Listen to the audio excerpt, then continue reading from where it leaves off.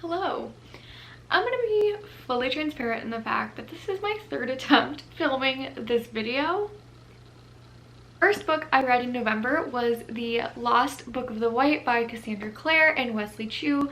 This is the second book in the Eldest Curses series. I have a lot of mixed feelings about this book, but I think that's perfectly fine because I had a really weird experience reading this book. I started it and I was really enjoying it, and I read like the first half really quickly, and then for some reason I set it down and then didn't pick it up for probably weeks, if I'm being honest with myself. I'm sure if I checked my Goodreads it would tell me when I started it and when I finished it, which was very far apart from each other. But I would say that I still really enjoyed this, even though I had a really weird experience reading it, which, like I said, probably my fault, not the book. So I think if I had to rate this book, I would give it a 3.5 out of 5. In the near future, I would like to reread this book because I still really enjoyed the series, and I'm still really excited to see what happens next and where these characters go, because I do know that there's other characters that I think will be introduced eventually in the series, and I really want to see their storylines. The next book that I read in the month of November was Punching the Air by Ibby Savoy and Yusuf Salam. This book follows a teen who has been arrested for a crime that he did not commit. This book is incredibly eye-opening, and I feel like a very important read in light of over the summer we did have the Black Lives Matter movement and police brutality with like George Floyd and many others.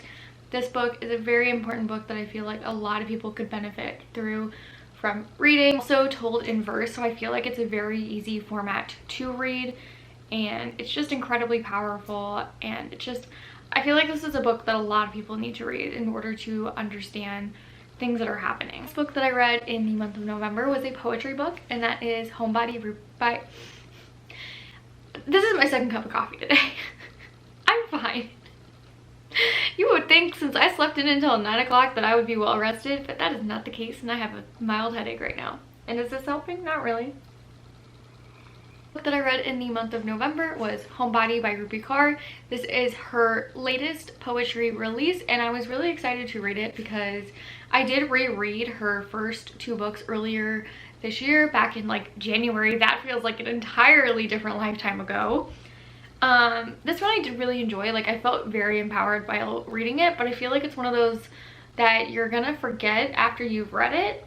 And I don't know if it's because I read poetry so fast, but maybe I need to slow down while reading them.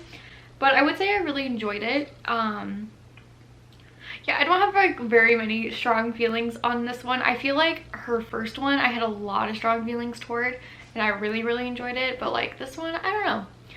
I feel really bad trying to judge poetry because like I write poetry, and I would like literally sob if somebody said my poetry was bad, so I like never want to say that, especially since poetry is like very personal to somebody's experiences. But I did really enjoy it. The next book... Hi, so editing me popping in here to just say that the author that I'm about to dead name repeatedly has since changed their name to Parker Lee, so I apologize to Parker Lee for completely dead naming you at this point. They have changed their name to Parker Lee, so it is no longer what I say in this video. So I do apologize for that, but I had filmed this prior to their announcement on their Twitter page. So just for future reference, this author goes by Parker Lee now, and I feel so bad. I don't have time to refilm this video right now, but I just wanted to pop in here and say that. So Parker Lee, I am very sorry that I'm saying your name wrong so many times in this video. I read in the month of November was also a poetry book, and that is Coffee Days and Whiskey Nights by Cyrus Parker. Cyrus Parker is actually married to Amanda Lovelace, who is also a big poet in the poetry community, and I really love Cyrus's books or collections of poetry. I don't know what I'm saying. I'm delusional.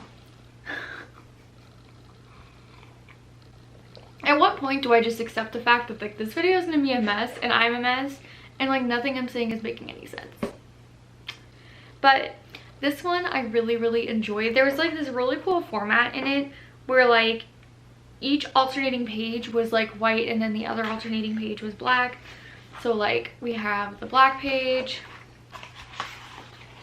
and then we have the night page. I don't know, white page, which I don't know. I just really like the way this collection was set up. I feel like it was a little bit different than a lot of the other ones that I've read, and I just really enjoyed this one. It's really hard to explain like why I enjoy poetry. I feel like each poem is so different and I connect to different poems in different ways, and so like trying to explain my feelings about a whole collection is very difficult. But I did really enjoy both of them, in case I wasn't clear. Next book I read was Queen of Bolts by Amanda Foody. This one was such a ride. I really enjoyed this one. I gave it a 5 out of 5 stars. I started this book because I was in a massive reading slump, which like, why would I start this big of a book when I'm in a reading slump? I don't know. But I'm really glad I did, because this got me right back into reading. I was so engaged and so immersed in the world of the Shadow Game and New Reigns and Anne and Levi's storyline. This was just one of those books that like I could not put down. I was like, oh my god, this was a horrible idea to start this long of a book, and then the next thing I knew I was 200 pages into it. So do with that what you will. I had such a great time reading this book. I love the series so much. If you haven't picked it up, I would definitely recommend picking up the Shadow Game series by Amanda Foody. This is the 3rd book, so it's really hard to talk about without spoiling it. But to kind of like summarize it, because this is like one of the books where I have like the summary memorized at this point because I've been so engaged with it. It is about a girl named N who leaves her finishing school to go to New Reigns, which is almost like kind of like a Las Vegas sort of place, because there's like mobs and mafias and dons and donnas and gambling. And then there's also like these like really cool split talent superpowers that they kind of have. So there's just a lot of cool things going on in this book, political wise, fantasy. It's really great. On to a little bit more of a disappointing book. It was How the King of Elfame Learned to Hate Stories by Holly Black. This is like a short story collection novella in the Cruel Prince series. I had a hard time reading this one, I feel like, just because I have kind of fallen out of love a little bit with the Cruel Prince series, which like nobody come for me. I feel like I fell out of love with it a little bit when Queen of Nothing came out, because I wasn't a huge fan of that one. But I did have a lot of fun reading the short stories. A couple of them were really great and I really enjoyed them, and I feel like it gave me more context. Like, why couldn't these stories have been in the series, especially with like the last book? You could have made it longer, just saying, because I thought it was way too short. But I sound so salty, but I still really am upset about Queen of Nothing. And it's been how long since I finished it? What, last November? I hold a grudge, can we tell? But no, I still had a lot of fun reading it. Wasn't my favorite, but I'm really glad I read it. I feel like if you really love the Cruel Prince series, I feel like you'll really love this short story collection. The next book I read was Dear Martin by Nick Stone. This one was also, I almost spilled my coffee.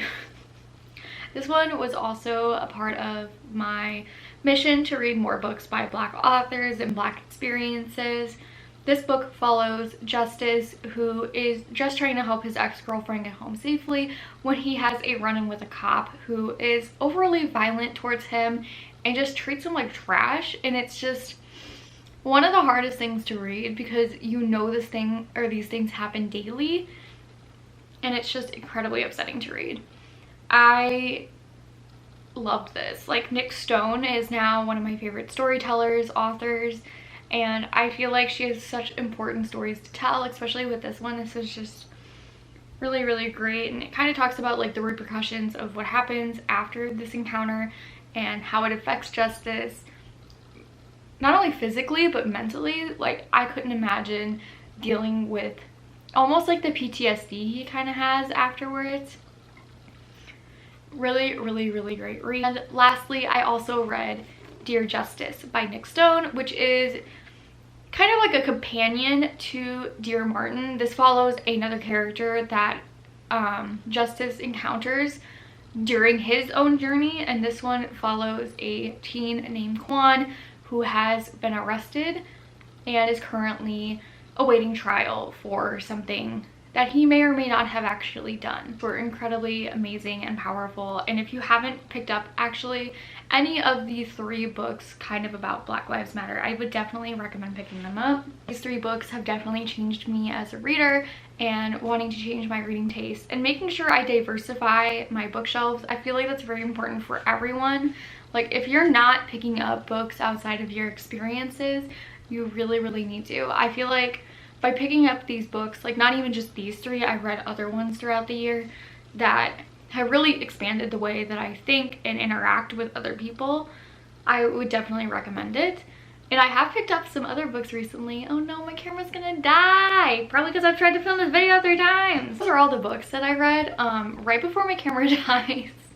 I wanted to kind of highlight some books recently that I have picked up. So that is Long Way Down by Jason Reynolds. I just read this one. Really fantastic.